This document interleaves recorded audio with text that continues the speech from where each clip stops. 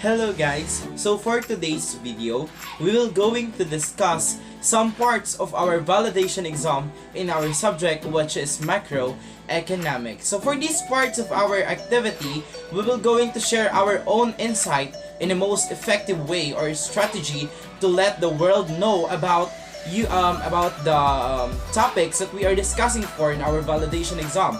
And for this part, I decided to use my YouTube channel and Facebook account to share to the world the good things about learning macroeconomics. I decided to make a video about learnings in it, and by means of uploading my video on my different social media account, I want people to know more about learning. So, as we continue this video, just keep on watching and we're going to discuss about the 5 learnings that we have learned in our subject, macroeconomics. Okay, so for this time, we will going to discuss about the 5 best lessons that I have learned this semester and why. Discuss its relevance, timeliness, and improvement to our personal life and the quality of socio-economic life of the world around us. So since our subject for this semester is all about the macroeconomics, first thing that I have learned while encountering the parts of this subject is about the gross domestic product, or also known as the GDP. Yes, which simply means that it is the standard measure of the value added created through the production of goods and services in a country during the certain period of time. Output, the most important concept of macroeconomics. It refers to the total amount of goods and services of a country produces, commonly known as the gross domestic product of a country that is actually computed by the country product exported. And as a future economist, it is very essential for us to study about this GDP as compared to GNP because it helps us to easily identify the factors that affect the development of our country. And always remember that when we talk about the gross national income or the GNP, it refers only to the macroeconomic subjects, or it just may be suit on the macroeconomic subject, and it's suitable to study the gross domestic product when we are studying the macroeconomics. So for number 2 that I have learned this semester about the different economic indicators that affect the development of one country, which help the economic status of the country to monitor its different factors that can help the country to increase their gross domestic products, the stock market, and other economic indicators to be managed. I learned for this topic that being knowledgeable enough for the economic status of your country can help you as a citizen to minimize your resources and how to maximize your assets in proper things that can be useful. Moreover, I have noticed in this topic that every decision we made as part of this country can simply affect our personal and socio-economic life. Number 3 learnings that I've learned is that for this semester, I have learned the difference between the economic status of the Philippines and to my chosen country, which is United States, wherein I have discovered that United States of America is actually one of the richest country among others, because it has a big ratings for those 11 economic indicators. Just like for the retail sales, it's actually developing yearly, and as of the latest data I have found, in 2020, the retail sale increases in 4.6 trillion US dollar. And there are found 4 million retail establishments in the United States, nor their GDP growth are also developing with the records of increasing their GDP growth to 4.1% or 19.48 trillion US dollar at the year of 2020.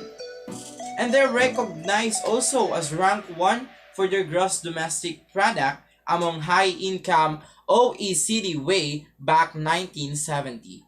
And based on my research, they continuously richer than the other large country because of they developed system of equity finance than the country of Europe, including angels investors willing to finance startups and a very active venture capital market that helps finance the growth of the firms. In short, they actually support and provide more economic experts that manage the resources and many of the people in this country are actually built their personal businesses as part of their willingness to take the risk in the field of business. We're down to 3, and next, number 4 is I would like also to recognize and give highlights for the summit that we have attended as one of our requirements in this subject. I actually learned a lot for that summit. Aside for the agriculture itself, I have learned how to invest and earn money in agriculture. And of course, how is our modern technology help the evolution of our agricultural sector, and how is this affect our way of living, most especially the people in the rural area like us. It is actually helpful to our generation for us to get back in agriculture, which is actually the first livelihood of the people before. In addition, I also heard the senators who speak their motivational talk about the summit and the different information and strategies how to earn income by using your own assets and resources. With that, I learned to value agriculture in my life and give more importance to our beloved farmers who give their efforts to our dear land. We're down to 4 learnings. Last learning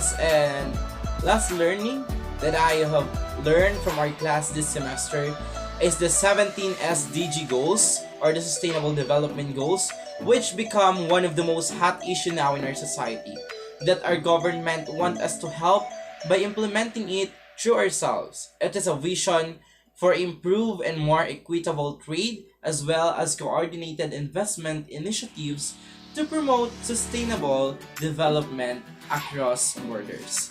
By studying deeper meaning and the importance of the 17 SDG goals, I remind myself to become a wise consumer and economic factors that may affect our way of living in the future. Also, we have applied the status of these goals from the Philippines in the world and into my chosen country economy as part of our activity, and I have discovered for this part that Philippines is very active in implementing those SDG goals and has actually implemented a lot of programs to pursue and achieve the goals for no poverty, zero hunger, good health and well-being, quality education, gender equality, clean water and sanitation, affordable and clean energy, decent work and economic growth, industry, innovation and infrastructure, reduce inequality, sustainable cities and communities, responsible consumption and production, climate action, life below water, life on land, peace and justice, strong institution, and partnership to achieve the goals. So I would like to recognize that Philippines are actually implementing a lot of programs to achieve those 17 SDG goals. And now let's move on to the part 2 of this validation exam, which is all about the 17 SDG goals. The question for this is that give 5 best economic development policies or programs, practices, learn, discover that is worth emulating, emphasizing the popular SDG you wish to cover and eventually enjoy progressive and sustainable life. The one program that I want to enter is in the goal number 1, which is no poverty. I want to cover this goal as part of my discussion, and I want to highlight this goal as a good vision of our world, or to be specific to our country, which is Philippines. As we all know that poverty is one of the most crucial problems in one country, most especially here in the Philippines. And we would like to recognize the economic program of our government to give action to this goal. The Pantawid Pamilyang Pilipino program, or also known as PARPIS, is a cash transfer program of the Philippine government enhance the living conditions of almost 1.5 million people, thereby reducing national poverty by 1.5%. The program works towards alleviating poverty by providing financial assistance to almost 77% of poor households. So the purpose is very helpful to all the beneficiaries of it. Next one, the goal number 2, which is the zero hunger. Zero hunger, the world is not on track to achieve zero hunger by 2030. If recent trends continue, the number of people affected by hunger would surpass 840 million by 2030.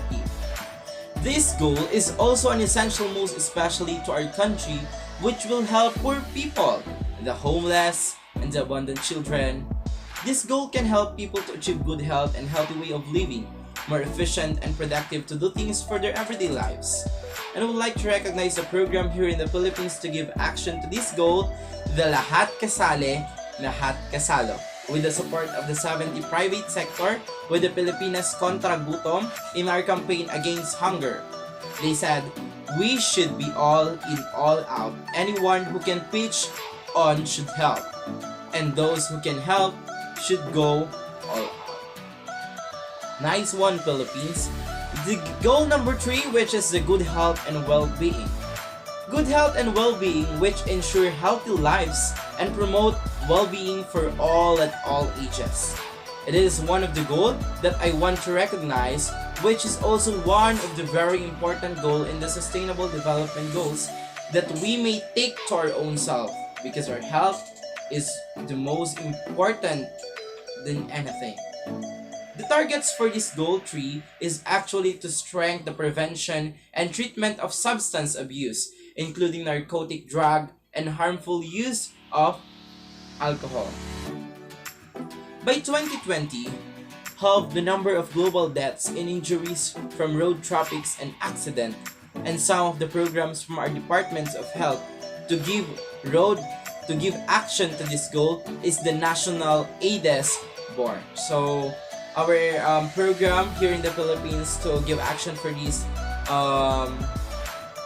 goal is the National AIDS Born Viral Disease Prevention and Control Program, National Spoil Control Program, Malaria Control and Elimination Program, National Rabies Prevention and Control Program, Integrated Helminth Control Program, and Food and Waterborne Disease Program, which help us to be more aware about this goal and help us to sustain our good health. Our goal number 4 is equality education. This quality education will become helpful for everyone, most especially to those students who are not able to go in school due to lack of financial assistance. So many students are deprived of the quality of education they deserve today. Many elementary and high schools are improving but deserve more attention with school supplies, smaller classrooms, and need more highly qualified teachers. So that as a student, the tertiary subsidy program or the free tuition program for all the universities that are implemented now here in the Philippines is very helpful for all of us with my fellow students. Because of this, many of the students are able to finish their college degree, of course with the help of the Commission on Higher Education, to implement this program that are experiencing by many students from our generation today. Thank you for that program, Philippines. Nice one. And last, this is the last goal that I wanted to share with you guys, which I'm interested for, is the goal number 5, gender equality. Personally, this is one of the goals that I really like and I wanted to advocate, because in our society nowadays, we almost experience the gender discrimination.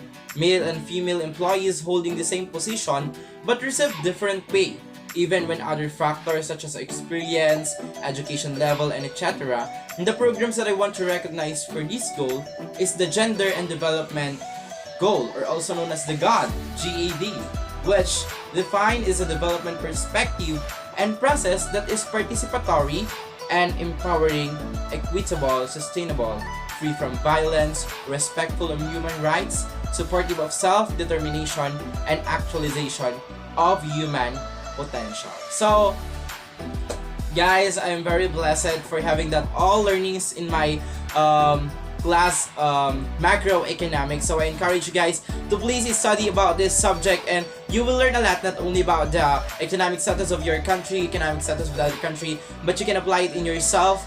Through yourself, we can help our country and we win as one. Thank you for watching and thank you for listening, guys. Hope you learned a lot, and see you again for our next video.